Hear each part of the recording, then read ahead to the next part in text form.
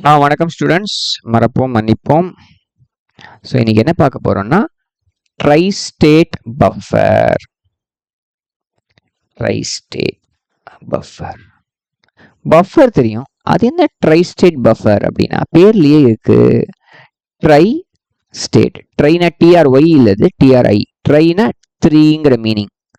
3 state buffer. நம்மளுக்கு யூஸ்வலா வந்து 2 ஸ்டேட்ஸ் தெரியும். 2 ஸ்டேட்ஸ்னா லாஜிக் 0 லாஜிக் 1. கரெக்டா? லாஜிக் 0 லாஜிக் 1 தான் வந்து இது ஒரு ஸ்டேட், இது ஒரு ஸ்டேட். அதே 3 ஸ்டேட், தேர்ட் ஸ்டேட்டுக்கு வந்து ஹை இம்பீடன்ஸ் அப்படின்னு ஒரு ஸ்டேட் சொல்றாங்க. ஜெட்னு இண்டிகேட் பண்றோம். இது என்ன, நம்ம எலக்ட்ரிக் சர்க்கியூட்ஸ்லாம் படிச்சிங்கன்னு வச்சுக்கோங்க, அதில் இம்பீடன்ஸ்க்கு வந்து ஜெட்னு தான் இண்டிகேட் பண்ணுவாங்க. அதே தான் இங்கேயும் போட்டிருக்கோம், ஹை இம்பீடன்ஸ் ஸ்டேட் அப்படின்னு சொல்லி போட்டிருக்கோம். ஓகேயா? ஸோ இதெல்லாம் தான் 3 ஸ்டேட்ஸ். ஓகே, இப்போ இது என்னது, நார்மலாக நம்ம பஃபர் தெரியும், ஒரு ட்ரையாங்கிள் சிம்பிள் போட்டால் பஃபர்னு. ட்ரை ஸ்டேட் பஃபரும் அப்படியே இருக்க முடியாது, கொஞ்சம் மாறுதல் இருக்கும். கரெக்டா? ஸோ ஒரு இன்புட் வச்சுப்போம், இன்புட் ஏ அவுட்புட் ஒய்னு வச்சுக்கலாம். எக்ஸ்ட்ராவா ஒரு கண்ட்ரோல் சிக்னல் வைக்க போறோம். எக்ஸ்ட்ராவா ஒரு கண்ட்ரோல் சிக்னல், எனேபிள் சிக்னல் பேர் நினச்சிக்கோங்க. இப்போ இந்த எனேபிள் வந்து 1 இருந்ததுன்னு வச்சுக்கோங்க, பேசிக்கா இது வந்து பஃபர் மாதிரி ஒர்க் ஆயிடும். இது இந்த ட்ரை ஸ்டேட் பஃபர் வந்து பஃபர் மாதிரி ஒர்க் ஆயிடும். அப்படி என்ன அர்த்தம், ஏ 0வா இருந்தா ஒய் 0, ஏ 1ஆ இருந்தா ஒய் 1 அப்படி ஒர்க் ஆயிடும். எனேபிள் 0வா இருந்தா என்ன ஆகும், இதுதான் கொஸ்டின். கரெக்டா? என்ன ஆகும்னா இந்த ட்ரை ஸ்டேட் பஃபர் வந்து ஹை இம்பிடன்ஸ் ஸ்டேட்டுக்கு போயிடும். இதுதான் கான்செப்ட். ஓகே, அப்புறம் ஹை இம்பிடன்ஸ் ஸ்டேட்னா என்ன அப்படின்னு கேட்குறீங்க இல்லையா? அதை பற்றி அப்புறம் சொல்கிறேன். முதல்ல ட்ரூத் டேபிள் எழுதிடுவோம். ஓகேயா? ஓகே, இப்போ ட்ரூத் டேபிள் எழுத போகிறோம். ட்ரூத் டேபிள் யாரெல்லாம் இன்புட்ஸ் இருக்காங்க, ஹீரோ enable, input A, output Y. Fine.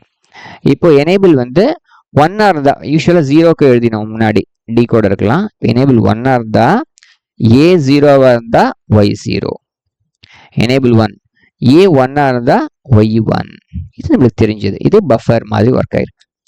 Enable 0வா இருந்தா ஏ என்னவா வேணாலும் இருந்துட்டு போட்டோம், ஏ வந்து நம்ம மதிக்கவே தேவையில்லை, டோன்ட் கேரா இருக்கும். ஒய் வந்து ஹை இம்பீடன்ஸ் ஸ்டேட், அவுட்புட் வந்து ஹை இம்பீடன்ஸ் ஸ்டேட். இப்போ ஹை இம்பீடன்ஸ் ஸ்டேட்னா என்னன்னு சொல்லிடுறேன்.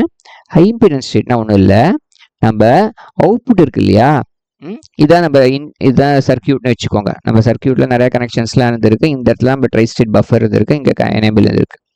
ஸோ எனேபிள் 0வா எடுத்துனா இது வந்து டிஸ்கனெக்ட் ஆன மாதிரி கணக்கு, அவுட்புட் வந்து தனியாக இருக்கும். So output is disconnected, output is disconnected from the circuit அப்படின்னு சொல்ல வராங்க.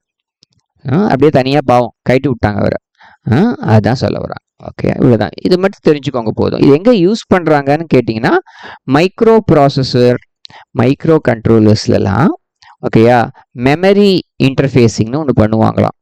ஓகேயா, அந்த இடத்துல வந்து நம்ம இந்த ட்ரை ஸ்டேட் பஃபர்ஸ் யூஸ் பண்ணுவோம். இந்த அளவுக்கு தெரிஞ்சுக்கோங்க போதும். ஓகேயா?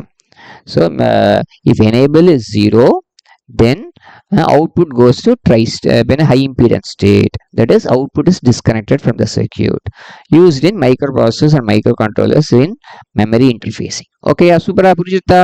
ஹாப்பியா? பை.